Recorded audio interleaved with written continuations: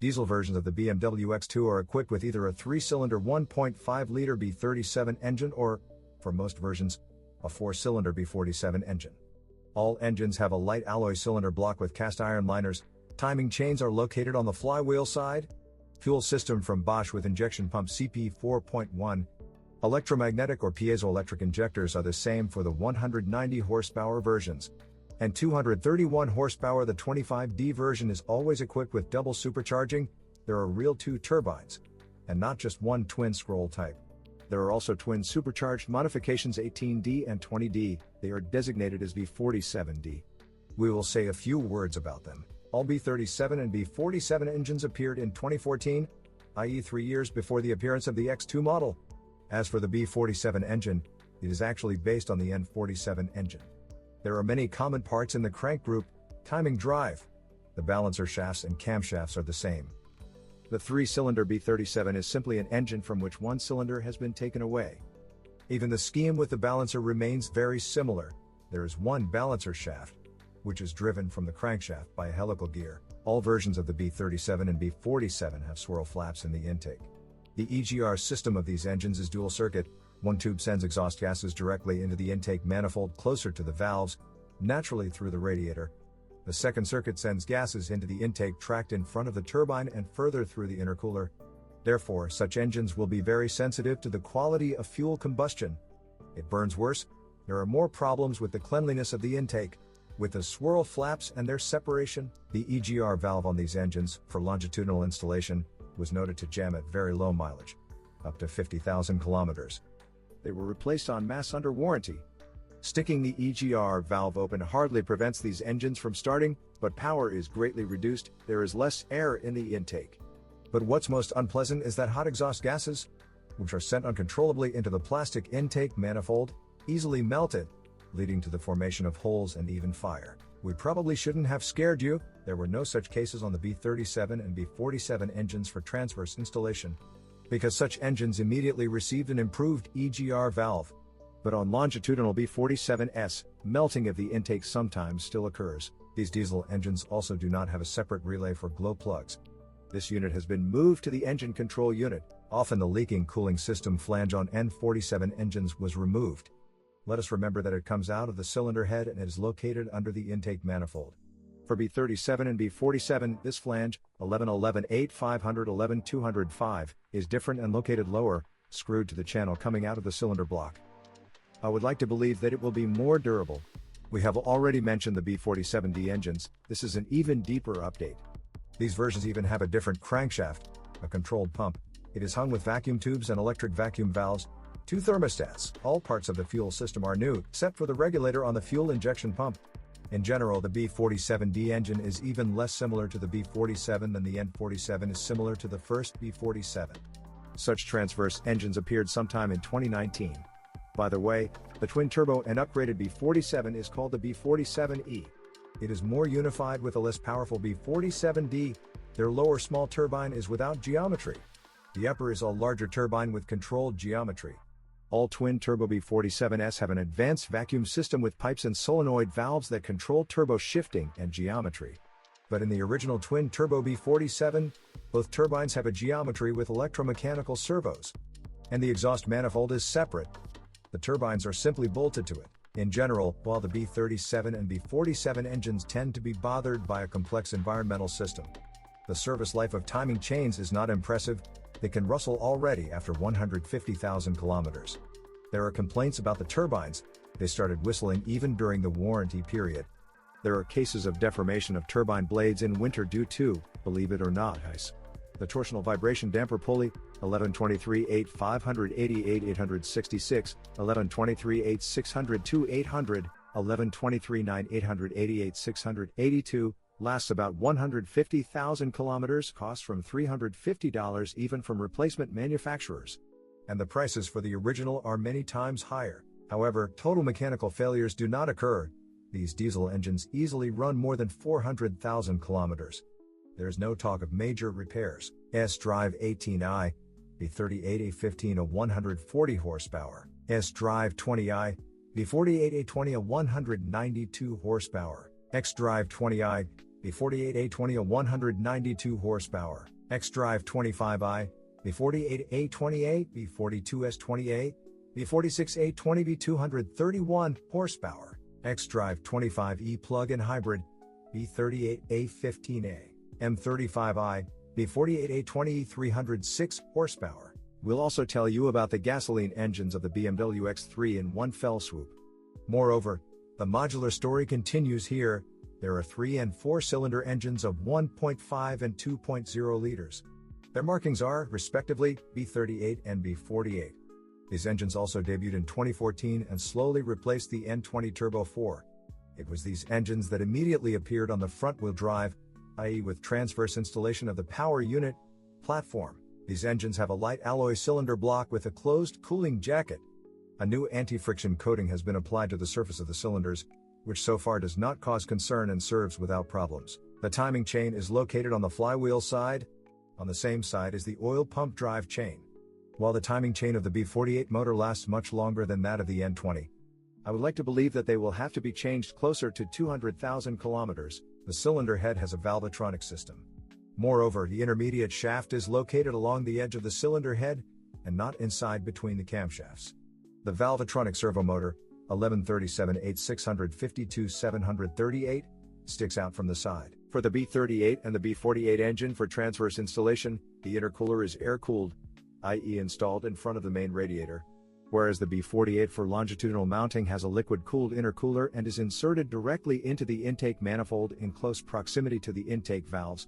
Although an exception was made for the G20 Troika, there the intercooler is also cooled with air, and not with antifreeze. By the way, in this case there is only one cooling circuit, but if the intercooler is wet, then on the B48 engine it is cooled by a separate circuit with a separate electric pump for circulating fluid in it. True, a small circuit was made with another small electric pump to cool the turbine after stopping the engine. The main pump on all B48 and B38 engines is mechanical, i.e. driven by an attachment belt.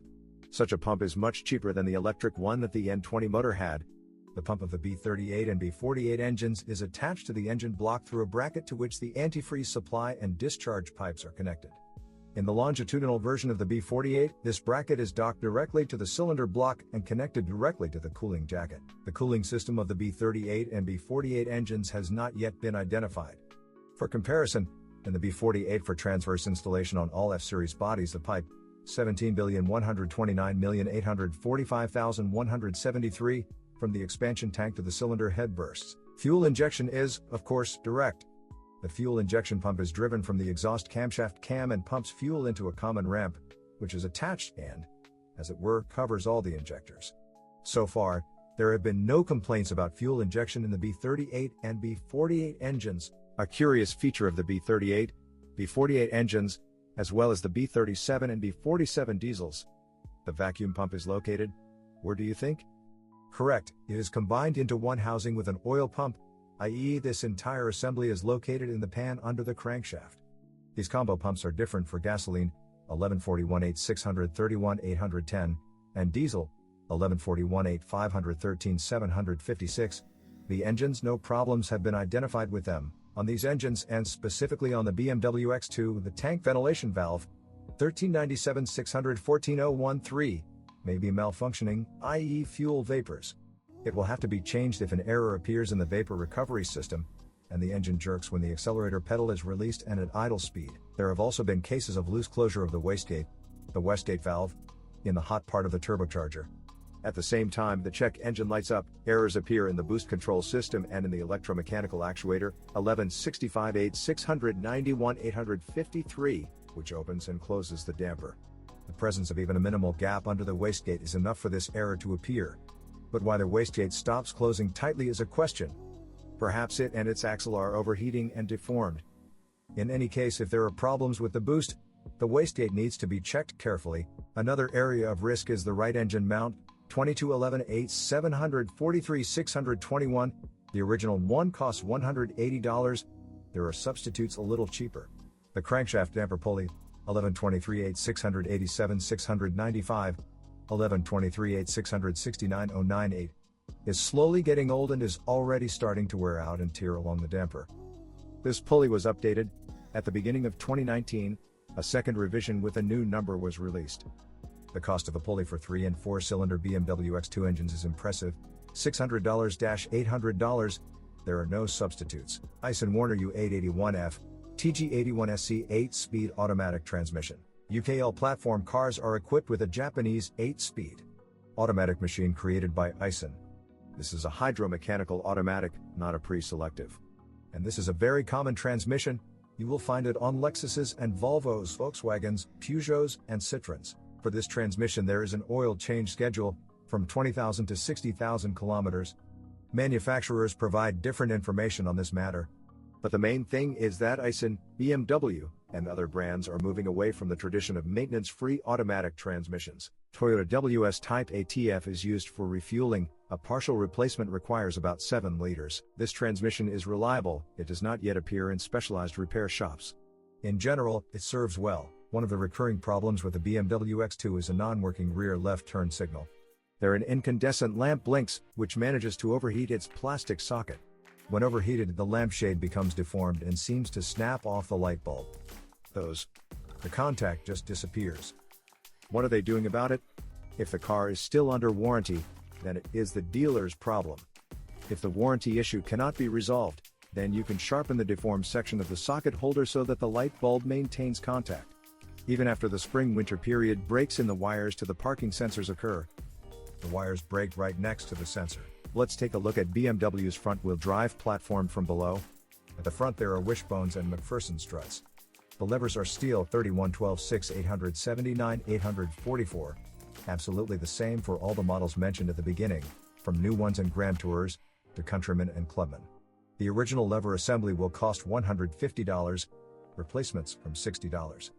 Its rear silent block, 31-12-6 882 844, is sold and replaced separately. Price, from $40 for analogs and about $130 for the original. The front stabilizer bushings, 31-36 853 911, are not sold separately. There are no replacements.